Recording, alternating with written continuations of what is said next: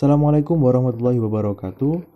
Kami dari kelompok 4 akan mempresentasikan hasil diskusi kami mengenai mahar dalam pernikahan.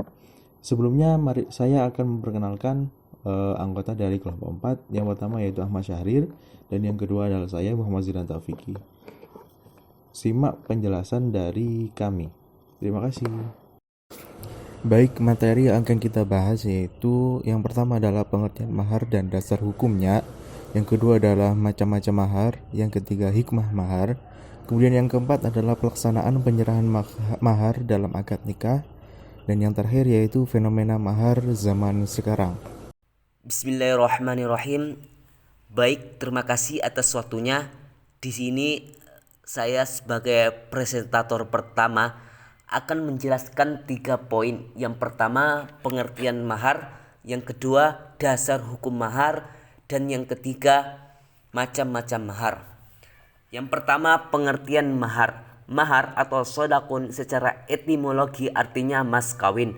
Mahar dalam istilah Arab disebut as-sodaqah yang berasal dari kata as-sidqah untuk menunjukkan ungkapan perasaan betapa kuatnya cinta atau keinginan sang suami terhadap istri.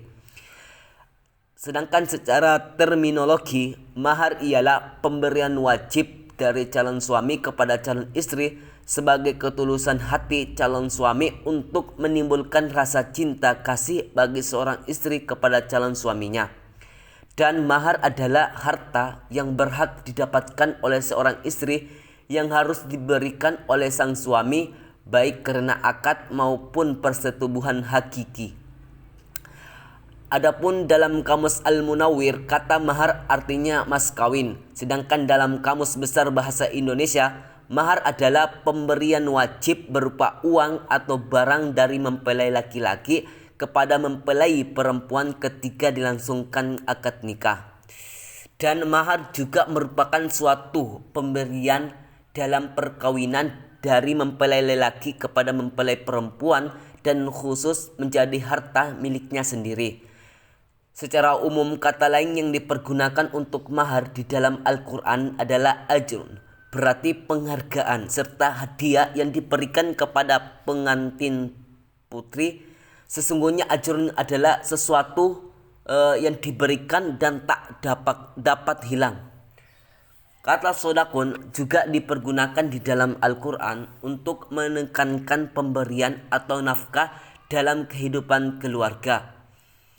Kata faridah dalam Al-Quran yang secara harfiah adalah nafkah yang diwajibkan atau suatu bagian yang telah ditekankan.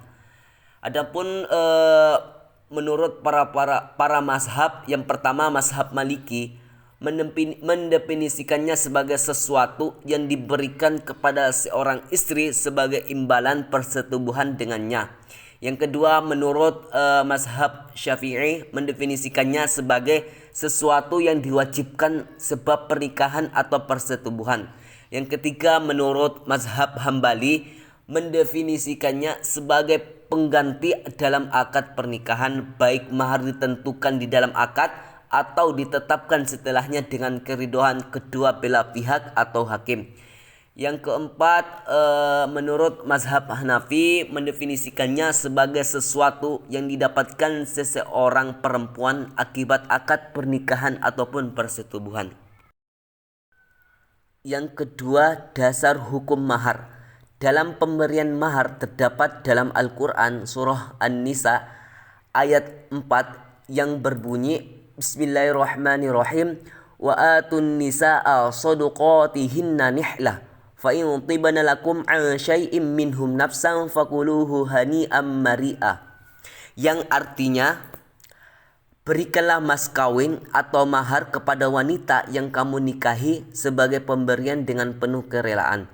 Dalam surah An-Nisa ayat 4 ini yang dimaksud dengan kata mahar adalah pemberian yang berdasarkan pada sukarela. Ini berarti bahwa mahar adalah hak milik si perempuan itu sendiri, bukan milik ayah atau saudara laki-lakinya dan merupakan pemberian dan hadiah dari pria terhadapnya. Adapun salah satu hadis Nabi mengenai mahar yang berbunyi An Amir bin Rabi'ah anna imra'atan min bani Fazarata fazawwajat ala na'lain faqala Rasulullah sallallahu alaihi wasallam araditi min nafsiki wa maliki bina'lain qalat na'am fajazah, yang artinya dari Amir bin Rabi'ah bahwa seorang wanita dari Bani Fazarah menikahi dengan mahar sepasang sendal. Lalu Rasulullah SAW bertanya, relakah diri dan hartamu dinikahi dengan sepasang sendal? Wanita itu menjawab, ya. Maka beliau SAW pun memperbolehkannya. Hadis riwayat Ahmad, Tirmizi, dan Ibnu Majah. Malikiyah berpendapat bahwa mahar termasuk rukun nikah. Sementara menurut pandangan jumhur, mahar bukan rukun ataupun syarat nikah, melainkan kewajiban yang harus diberikan. Adapun dalam kompilasi hukum Islam atau disebut KHI, permasalahan tentang mahar diatur dalam pasal 30 tahun 1991, yaitu calon mempelai pria wajib membayar mahar kepada calon mempelai wanita yang jumlah, bentuk, dan jenisnya disepakati oleh kedua belah pihak. Yang ketiga, macam-macam mahar. Mahar terbagi menjadi dua, yaitu mahar musamma dan mahar mithil. Yang pertama, mahar musamma. Mahar musamma adalah mahar yang disebutkan jenis dan jumlahnya secara jelas dalam akad atau setelahnya, atau ditentukan hakim dan telah disepakati oleh kedua belah pihak. Mahar musamma sebaiknya diserahkan secara langsung dan tunai pada saat akad nikah agar pelaksanaan kewajiban terpenuhi. Jika ditinjau dari cara atau bentuk pembayarannya, mahar musamma dibagi menjadi dua. Yang pertama, mahar musamma muajjal. Yang kedua, mahar musamma ghairu muajjal. Mahar musamma muajjal yaitu mahar yang segera diberikan kepada calon istri. Yang kedua, mahar musamma ghairu muajjal yaitu mahar yang telah ditetapkan bentuk dan jumlahnya namun tidak diberikan secara tunai. Baik, selanjutnya saya akan menjelaskan tentang mahar misil. Mahar misil yaitu mahar yang tidak disebut besar kadarnya pada saat sebelum atau ketika terjadi pernikahan, atau mahar yang diukur atau sepadan dengan mahar yang pernah diterima oleh keluarga terdekat dengan mengingat status sosial, kecantikan, dan lain sebagainya. Mahar ini diberikan ketika dalam beberapa keadaan. Di antaranya yaitu yang pertama, nikah tafwid, yaitu pernikahan yang tidak menyebutkan mahar dalam akad. Mahar diserahkan sepenuhnya kepada pihak laki-laki dan pihak laki-laki harus memberi mahar sesuai dengan mahar yang berlaku di keluarga wanita itu. Kemudian yang kedua ada kesepakatan menikah tanpa mahar. Hal ini dilarang dalam agama, namun pernikahan tetap sah, karena mahar bukan termasuk rukun atau syarat dalam sebuah pernikahan. Kemudian yang ketiga adalah mahar yang disebutkan dalam akad bukan sesuatu yang diperbolehkan dalam agama, misalnya khomer, bangkai, dan lain sebagainya, atau barang-barang yang tidak mungkin diserahkan atau didapatkan, seperti burung-burung di udara dan ikan-ikan di laut. Kemudian yang selanjutnya yaitu kegunaan atau hikmah mahar dalam pernikahan.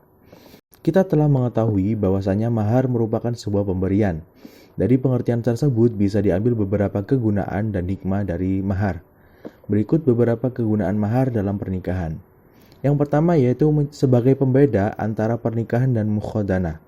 Dalam keterangan Ibnu Ashur dalam kitabnya Tafsir At-Tahrir wa Tanwir dari surah An-Nisa ayat 4 yaitu wal mahru alamatu ma'rufatin lit-tafriqati bainan nikah wa bainal mukhadanah.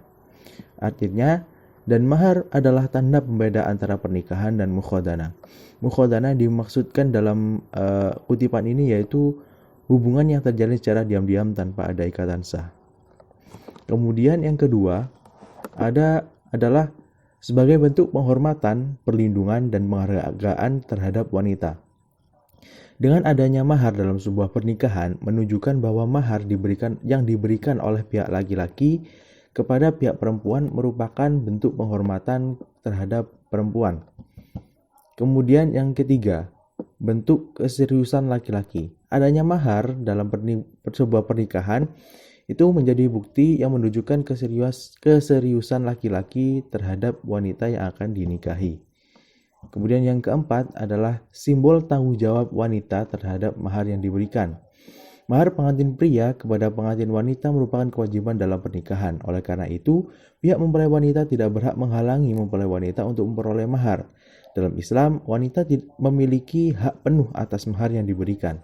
Dalam arti, mahar adalah hak pribadi perempuan, bukan hak keluarga perempuan. Kecuali dengan persetujuan dan kesukarelaannya, tidak ada anggota keluarga wanita yang dapat menerima mahar. Kemudian yang kelima dari hikmah mahar yaitu simbol tanggung jawab laki-laki. Mahar adalah bentuk pembayaran simbolis. Dalam arti, mahar melambangkan tanggung jawab seorang pria untuk menjamin persamaan hak dan kesejahteraan keluarga setelah menikah. Kemudian yang keenam yaitu simbol persetujuan dan kerelaan. Mempelai wanita yang menerima mahar menunjukkan bahwa sudah setuju dan rela untuk hidup dan berkeluarga bersama mempelai pria. Kemudian yang ketujuh, sebagai bentuk kebenaran cinta calon suami terhadap calon istri. Menurut As-Sa'ani dalam kitab Subulus Salam, fungsi mahar sebagai simbol bukti kebenaran cinta mempelai laki-laki. Karena setiap orang pasti berkehendak memberikan dan mewujudkan cinta kasihnya berupa benda kepada orang yang dicintainya. Terlebih lagi kepada orang yang dia niatkan untuk dijadikan pasangan hidup di dunia dan di akhirat dan akan melahirkan anak-anak yang sekaligus merupakan amanah dari Allah Subhanahu wa taala. Yang selanjutnya yaitu pelaksanaan penyerahan mahar dalam akad nikah. Seperti yang kita ketahui bahwasanya mahar itu diberikan atau diserahkan pada saat akad nikah. Jumlah mahar yang diberikan oleh pihak laki-laki biasanya disebutkan dalam ijab qabul. Jika jumlah mahar disebutkan dalam akad, maka jumlah mahar yang disebutkan dalam qabul harus sama dengan jumlah yang disebut dalam ijab.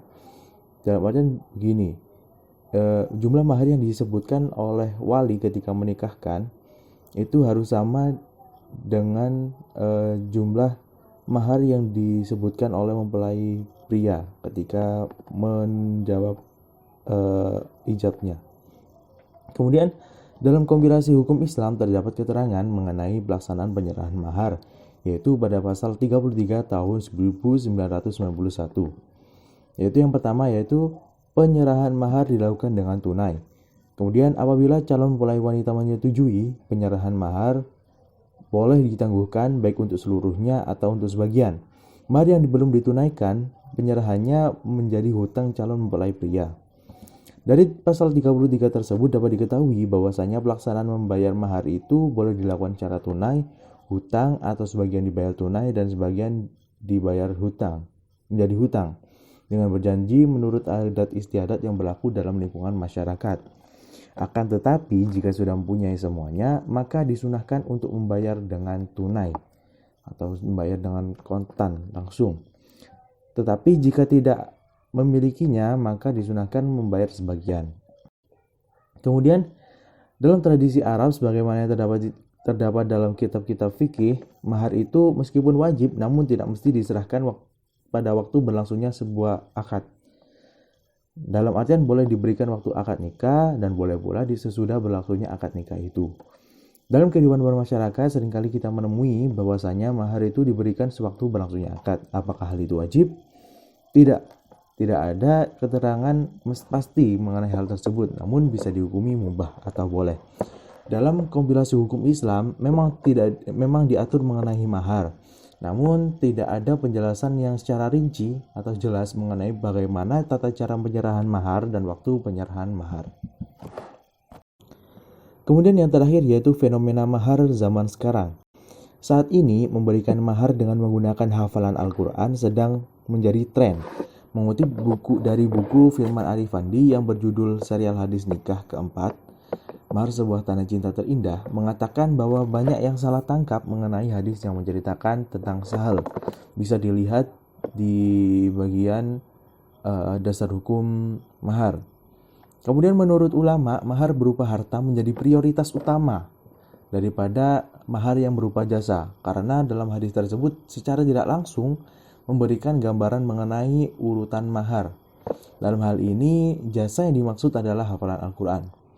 Kemudian, Jika mempelai pria mampu secara finansial, maka didahulukan untuk menggunakan mahar berupa harta, kecuali jika tidak memiliki harta yang berharga atau tidak memiliki sesuatu apapun, barulah boleh menggunakan hafalan Al-Quran. Namun sebaiknya mahar yang berupa jasa, yaitu mengajarkan Al-Quran. Sekian presentasi dari kelompok 4. Apabila ada kesalahan atau kekurangan atau kelebihan dari kami, mohon maaf sebesar-besarnya. Wassalamualaikum warahmatullahi wabarakatuh.